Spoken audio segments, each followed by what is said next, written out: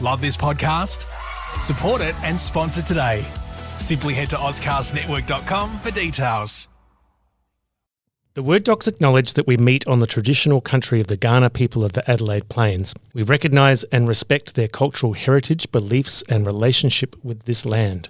We acknowledge that these lands are of continuing importance to the Kaurna people living today, and we extend that respect to other Aboriginal language groups and other First Nations.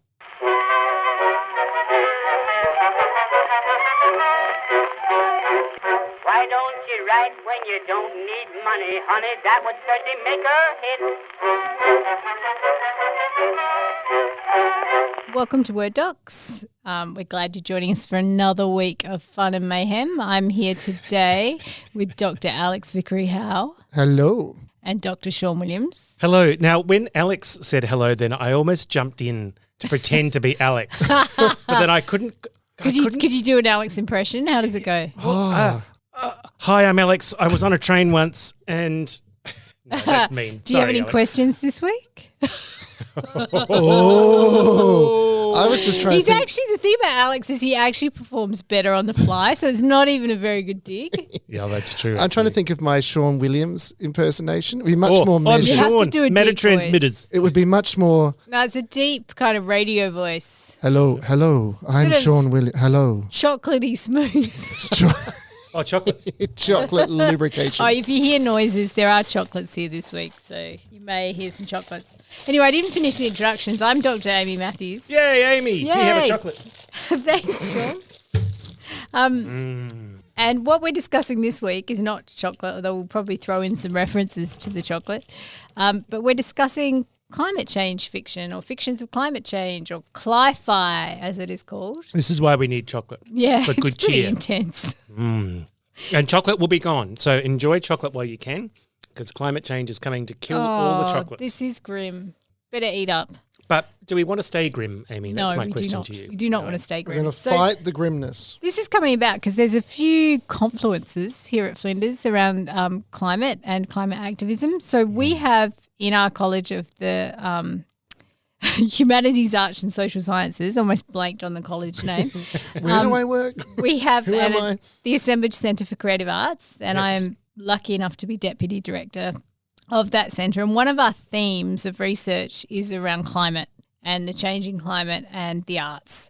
And as part of that, I'm working on a research project which is called Creating New Climate Fictions, Collaborative Post-Human Approaches, which is a nice, big, serious topic. What's the acronym? I haven't quite got there yet.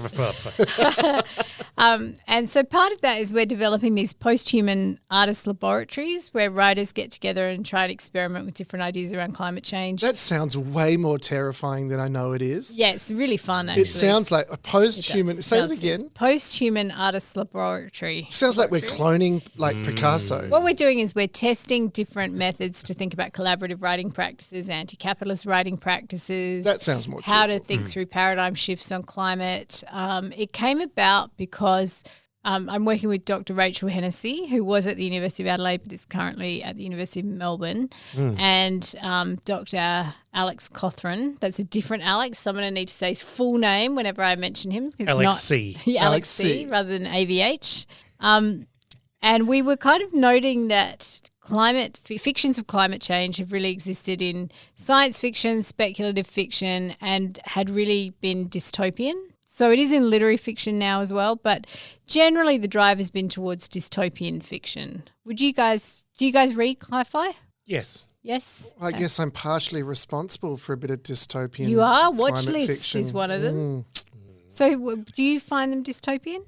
Well, I mean, I think there's something really valuable in looking optimistically at the future. I think that's a brilliant idea. It is something I would aspire to do, but it's something I think I'm going to struggle with because the of more your nature. research you do, well, it is in my nature, but the more research you do, that's what led me where I went with Watchlist, right? You know, it was about talking to scientists in this area, talking to biologists, immunologists, as well as, academics here at Flinders, and looking ahead. So I really like the challenge, and it's something I'd like to do. In fact, I've got an idea in my head, but I have to admit that until now, I've landed in a grim place on this theme. Well, I guess what we're thinking is climate change is a fact. Like it's here. Like today we're doing this. We've got hail and 8-degree weather and storms in mid-spring. Like we have not had warm weather all spring. I know I'm dating this. Sorry, Sean. No, that's all right. No, I think it's definitely worth dating it in this context. So we are here in the middle of it.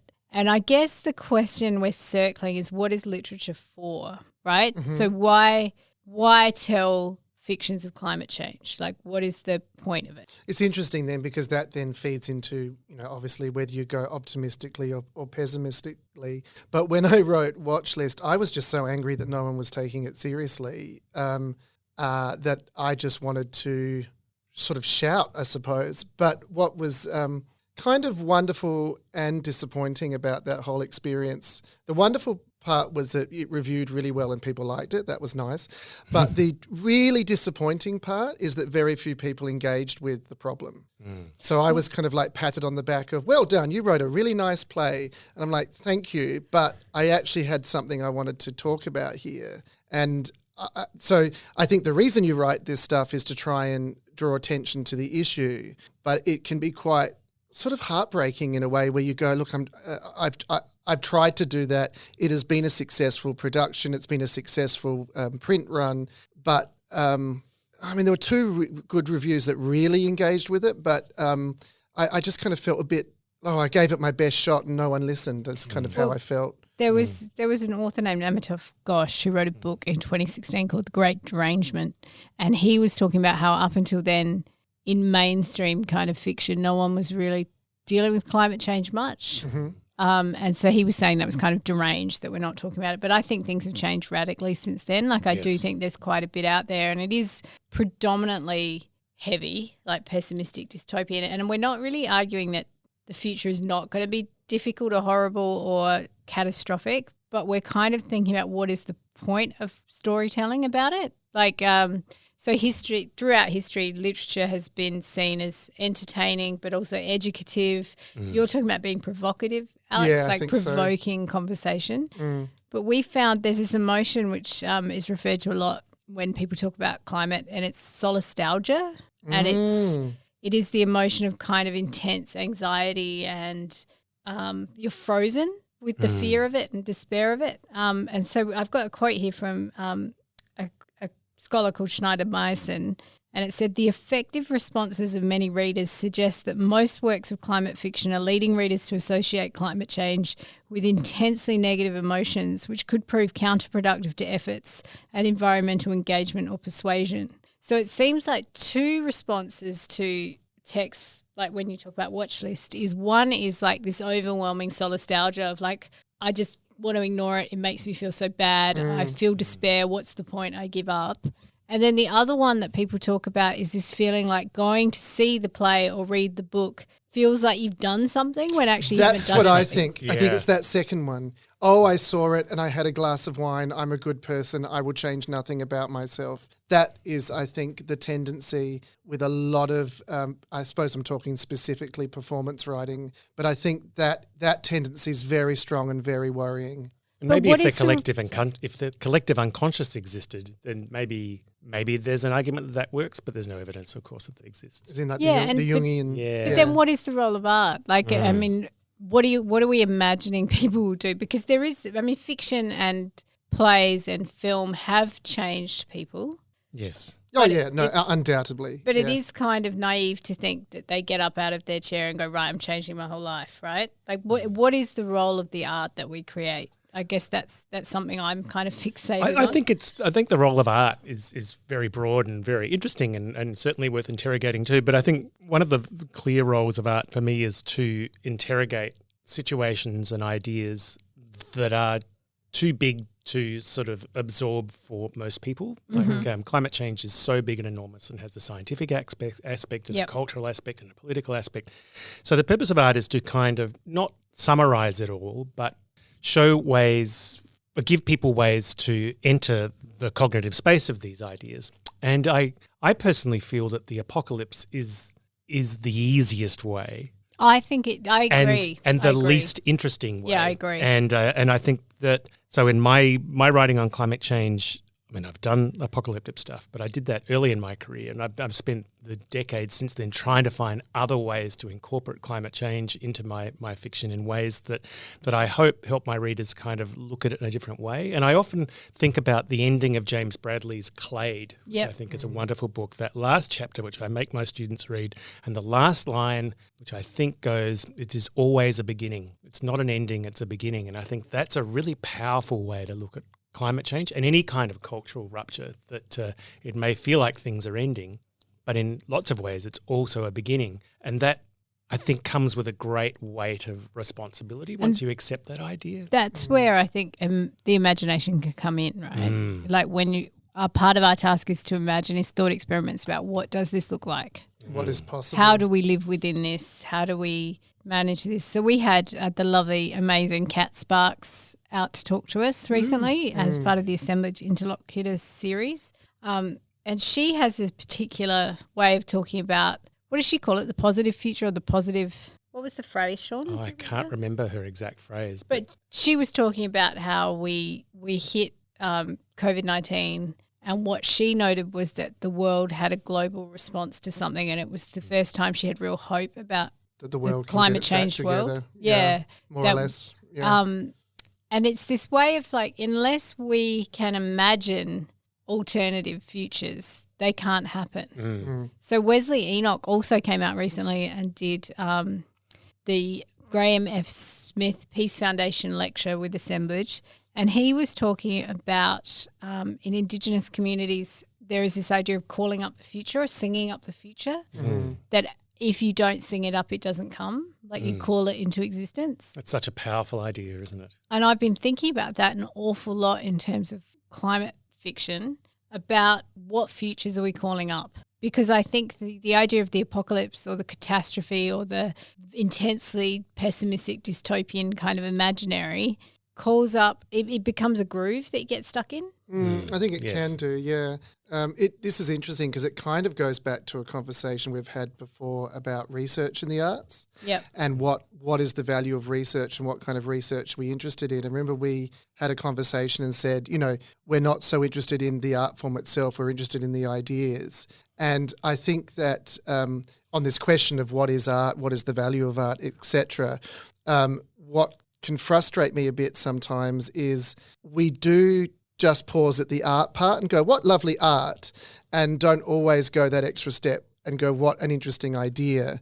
And I think you're right, you can't expect audiences to suddenly change their views in one evening. You can't expect the whole world to change when they read a book. But you'd hope that the conversation would be about the idea rather than the form. And so it's like, how do you encourage that process? How do you... I guess I'm also wondering about, I don't have the answers to any of these questions. I'm just thinking about them. But what that does to an audience or a reader if you just dump the whole weight of the existential problem on them without, maybe it's lazy to just dump it on them and not start thinking through possible solutions or pathways or coping strategies, or like it's quite a thing to do to your reader, right? To dump it on them and go, there you go, look how fucked that is. I want you to solve this now. Yeah, absolutely true. But maybe the important thing to do is to dump the question on them. Yeah. But then how you have to phrase it as a question, right? Like because I keep coming back to this narcissism of humanity, that really what we're talking about is the end of humanity, and I mean, also we want to think about animals and ecosystems. There is that Absolutely. question, how many species will we take with us on the way but down? I think a lot of people are just thinking about humanity. They're not. Except we're not even talking about humanity. We're talking about Western Absolutely. civilizations. Absolutely. And the majority of people who are left will be living like the majority of people are living right now. Absolutely. In third world countries and other areas and parts of first world countries like Central Australia, Yeah. And then, I mean, so Kat Sparks talked a little bit about that, about the classism, inherent classism and racism embedded in the way we think about it. We're really kind of narcissistically thinking about developed nations, with electricity and refrigerators and heaters and maintaining the way we're living now. But also in deep time, like the idea that we're not going to be here forever. Like the an asteroid will hit us or the sun will implode, or that time is it's a deep time does not have us in it forever. What did she say the other night? That we'll just be rock and a sheet of plastic. Is that right? Or when they look at the geological record, a compressed sheet of plastic. Yes. Isn't that a grim legacy? Slightly radioactive. But so then it's thinking about, because we were talking about science fiction recently too, about the levels of philosophy involved. And I think I would challenge climate fictions to think about how science fiction has tackled the intersection of science and philosophy, right? Like how you can use story to play out a range of different thought experiments all at once. Yes, that's true. And I think that's quite interesting to think about what is the future of climate fiction, given that we're living in the climate change present. Yes. It's not the future, it's the now. And so one thing we're thinking through is, so Kat Sparks talked about the positive future or the positive potentials for future. We've been thinking about quiet futures and thinking about it as in right now. Like today, we were trying to have lunch and we got hailed on in the middle of, it should be normally really hot here in Adelaide at this point. It's almost summer. It's freezing and hailing and storming and because of climate change. And that's a quiet future. That's the reality that we're living through, right? Mm-hmm. So how do we imagine ways of being in these realities that can lead to positive change? That's a challenge we're putting towards our artists in the laboratories, like how we can imagine our way into the future, call it up. One of the really interesting challenges about writing climate fictions is that even more so than any other kind of near future, it has a very strong likelihood of being dated almost immediately. Absolutely, yeah. So it's literature for the moment about the future that will be studied with great fascination in the future, in terms of our responses to what's happening in the present. But will people still read it? It's not disposable art, but it is so much of its time. It's temporal art. But again, and then we get to why you read, like why you come to fiction, like why you would write fiction about it. What are you offering? Like, what is that nexus point between the moment, the topic, and fiction? Like, why fictionalize? Why not write non-fiction? Besides anything else, I'm sure people in the future will look back and say, oh, they knew. Yeah. They actually knew. They were They still writing weren't doing about it. anything. What was wrong with them? Yeah, These mad that's what people. they'll say. Yeah. They totally knew. They knew the causes. They knew what the path they were on. So I think there could be, for future generations, whatever circumstances they're living under, just a kind of grim fascination of, oh, they saw it coming. But be evidence for when they convict us with their time machines to like a great big Nuremberg trial. That's a kind of a cool idea. They go back. Actually, that'd be a good idea for a time travel science fiction novel about the present being tried by the future. Yeah. And don't That is steal really that idea. Right, Sean Williams. Let's erase that bit from the episode. Sean's through that TM. Well, okay, so one of the other aspects of that Rachel, Alex, Gothran and I have been thinking about is process, is about what if you remove the audience, right? So the way of thinking about the audience or the reader, we are kind of locked into a capitalist model of book production that is part of the problem, right? This idea of exponential growth, of it's not for everyone, but this is a pretty dominant model that you write a story, you sell a story, publisher sells a story, there's a readership, that chain is very much privileged in the system. So what if you're writing the fiction not for the end product, but for the process and for yourself? To work through it. To work through your thinking and your ideas. Because writing for authors is a lot about working through your own emotions and thoughts. Oh, absolutely. Yeah, for sure.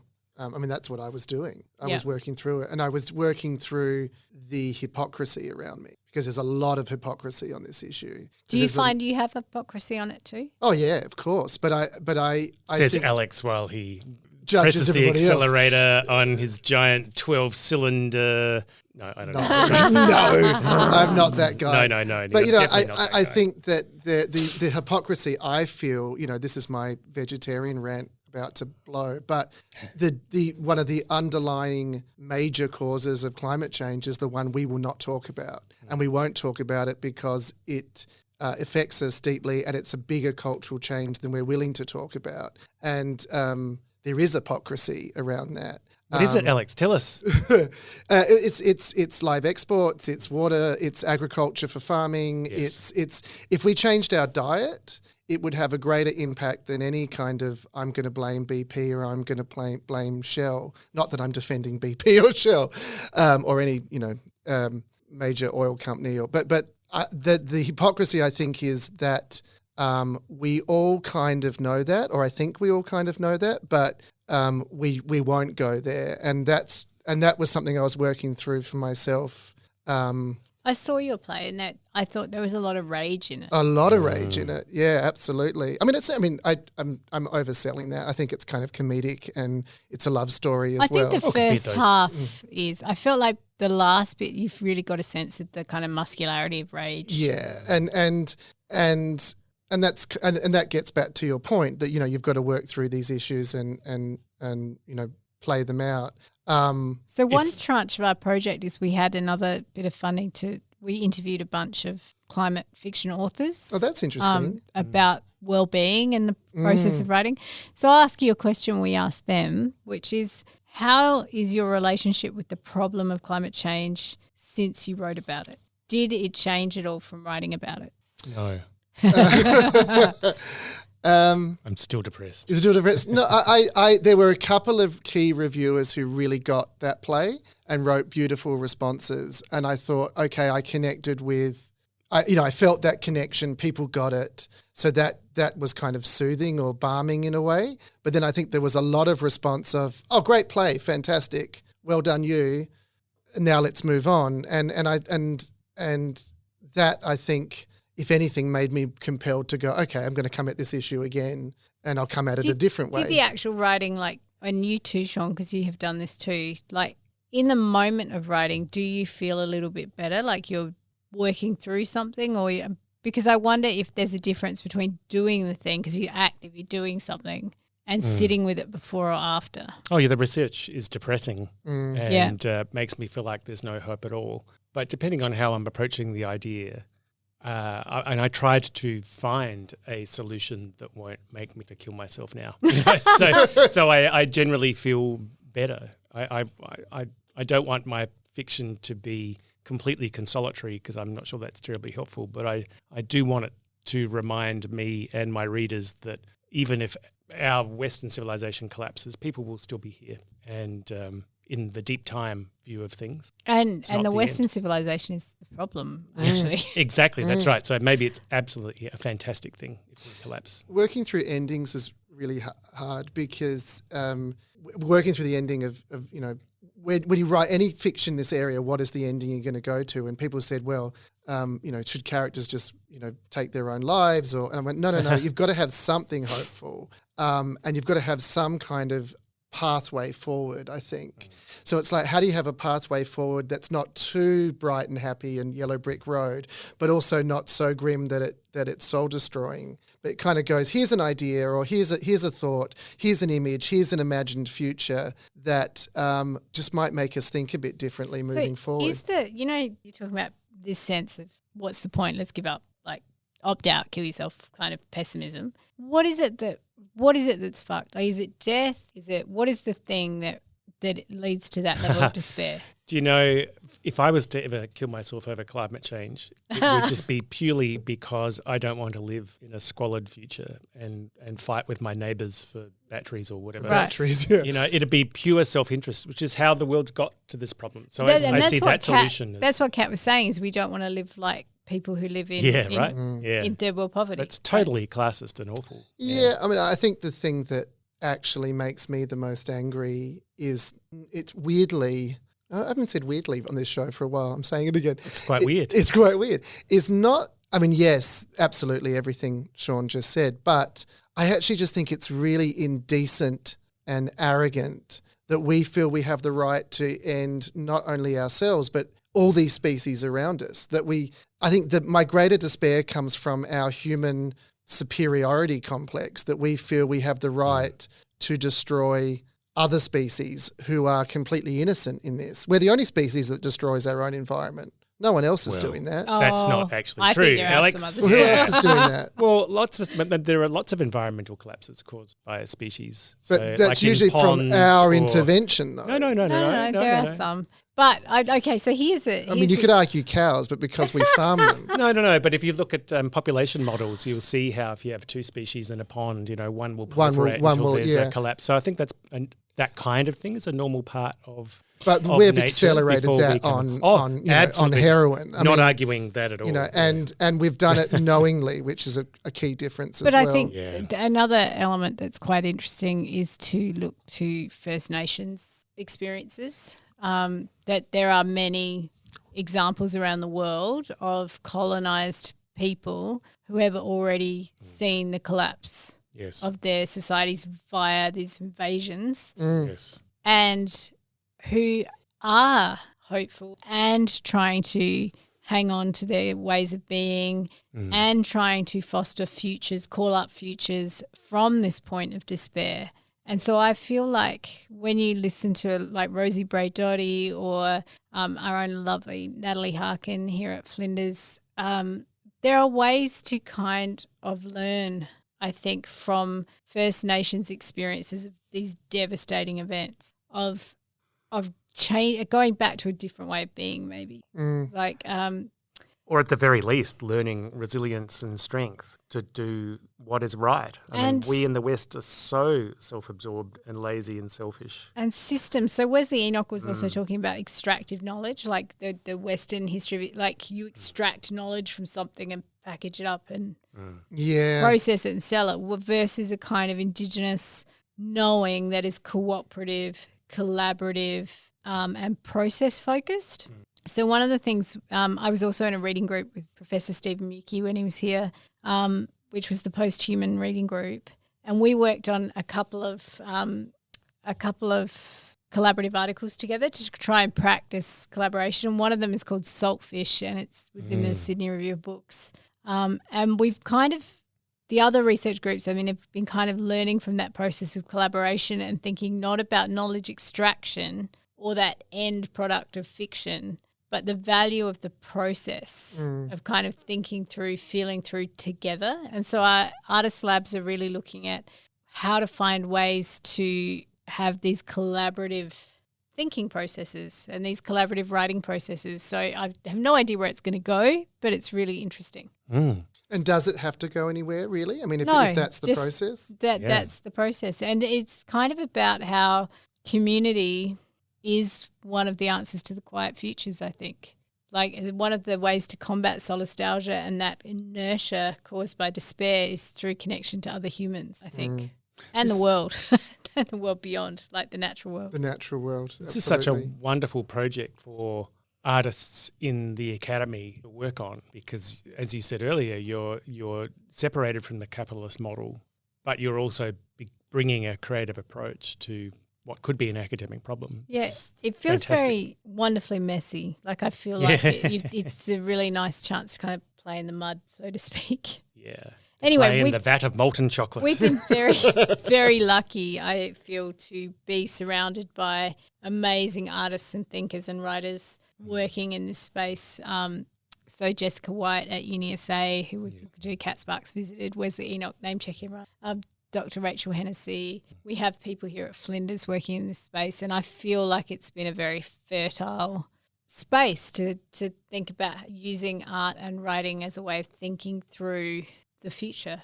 And the more people who do think in this space, the better, because there's no one right approach. There's millions of approaches, and it's the not more people- competitive. it's not competitive. The more people think about it, the better. No, the better, the collective will, absolutely. Yes. Anyway, and different moods as well, I that think was is a really important. super heavy topic, but I think important, end of the world. interesting and important. I have, every time we have a meeting, I come away feeling energized, which is the opposite of that sense of solastalgia. Yeah, that's good. It's very important. I think the core thing is not feeling lonely around these issues, is knowing there are other people that care as well. I think that's hugely important. And some people care in the opposite direction too. It's quite dismaying to think that there are people who would attack you, Amy, and your team for doing this, for wasting time on something that they don't believe is real. That's so puzzling. And yet it's kind of good that they feel so passionate about it. There's something that's reaching them. It's just they're reacting in the wrong way.